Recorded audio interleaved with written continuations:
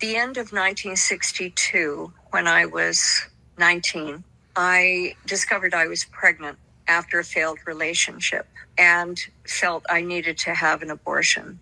But obviously, it was illegal. And my next door neighbor was a registered nurse. She had a doctor that she had worked with and said that he would help me out. He came and picked me up, took me to his apartment, laid me on a mat in his living room, gave me an injection of the medication intravenously.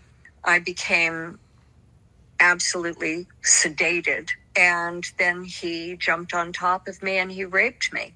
And then he carried me to the breakfast table in his apartment and performed the abortion, took my vital signs and taught me how to take my vital signs. And then he went back to work and I was left alone in his apartment about 3 days. I don't remember eating or drinking water even in that period of time. I was so stressed out. And then he told me that I wasn't cramping fast enough and I should walk. And so I walked until I started cramping. And then I passed what looked like big chunks of liver in the toilet and tried to see if I could find a baby in there and couldn't. There was nothing that even resembled a fetus. I called him and he came home, took my pulse and temperature and took my vital signs. And drove me home with no post-op instructions, no antibiotics, and never called me again to check on me. You know, young girls now and young women now, even middle-aged women, did not live in a world where they didn't have the right of choice.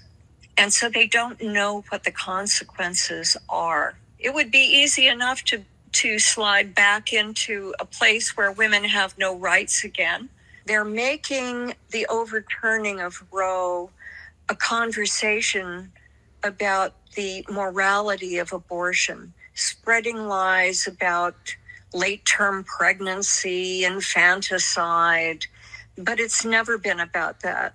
It's about power and control. You know, when I was a teenager, I watched this movie and I couldn't have comprehended it or appreciated it for what it was at the time. After all, Roe v. Wade was still enacted. And now, as a fully grown adult woman, and Roe v. Wade has been overturned, it is so fucking scary. We have turned back the clock almost 50 goddamn years, and it's 2024, okay? This is a very serious thing. Abortions will still happen. They will just happen dangerously if you don't vote in women's best interests this election. Knock it off with your love affair with the fetus and vote for actual living women to have their rights back.